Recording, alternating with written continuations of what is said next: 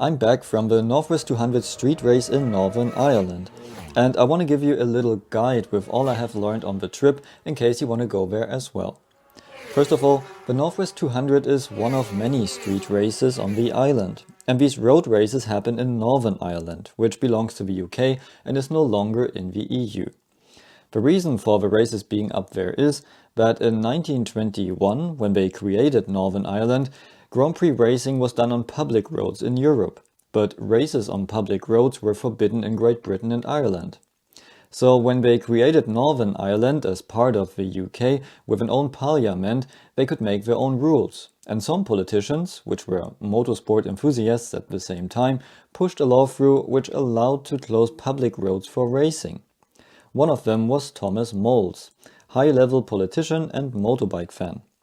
And this law is still in power today, and that's the reason we have many road racing events in Northern Ireland. So first of all, the best way to get to Ireland is to fly. And you can fly to Belfast, which is closer to all road racing events, but it's more convenient and often cheaper to fly to Dublin, the capital of the Republic of Ireland. You can rent a car there, and it only takes you 3 hours drive to the north coast.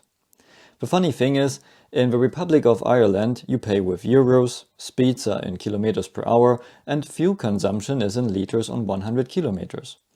In Northern Ireland, you pay with pounds, speeds are in miles per hour, and fuel consumption is in UK miles per gallon. Thank God you drive on the same side of the road and are in the same time zone. So when you pick up your rental car in Dublin and drive it across the border, the speed limit on the motorway shows a 120, and then suddenly 70. Modern cars recognize traffic signs and suddenly beep at you for driving too fast. So you have to quickly change the dash from kilometers per hour to miles per hour, which can be challenging in some cars. During the Brexit talks, they pushed the hard border into the Irish Sea, so although you cross the EU border, you don't feel any of it. Just that the signs look different. On the way to the north, there are lots of nice spots you can visit. One of them is Lough Neagh, the biggest lake of Ireland, and the story goes that a giant ripped this piece of land out of Ireland and threw it into the Irish Sea, where it became the Isle of Man. Or you can visit Belfast, where the Troubles are still very visible, with high walls and gates between districts and accusations from both sides. The Northwest 200 track is between Portrush, Portstewart and Coleraine. Accommodations here are usually expensive during the race week and booked out long before the race. So we decided to stay in Ballycastle, which is 30-minute drive east.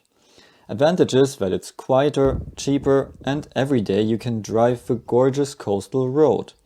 There are old castles and amazing beaches along the way and even a whiskey distillery. The first races happen on Thursday evening. On Friday there's no racing and you can use the time to drive the track and visit the paddock, which is also cheaper than at the weekend. In contrast to the Isle of Man TT, it's a bit harder to just sit somewhere in the countryside and watch the race, as all fields at the track are surrounded by walls and fences since it's private ground. So the best thing is to watch the races from one of the cities.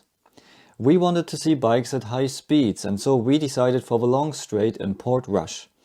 Also because we can get out of there quickly after the race and drive east to our house.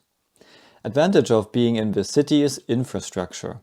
While the track is closed, you can still reach it through residential areas and park there. At the beginning of this straight is a fuel station with a grocery store, so if you want a beer or cookies, you just get it. The view is great and you cannot be closer to racing, but remember your own safety. After each race, the track is open for a short time and you can change your location. The best spot for us was the new Lidl grocery shop a bit further down the road, where the bikes are even faster. Same here, you can buy ice cream and anything you want at any time, and they have a nice little garden directly at the street with great view, and in between sessions you can lay on the lawn in the sun, where we even got sunburn because the weather was so nice.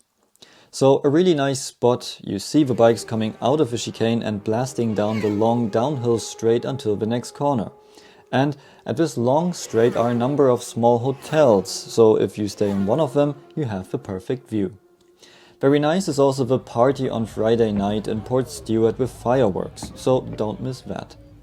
Not far away in Ballymoney are the graves and memorials for the legendary Joey, Robert and William Dunlop. So visiting the Northwest 200 is a really nice trip for at least 3 to 4 days. I hope this guide helps you a little bit to plan your trip, and see you at the next video.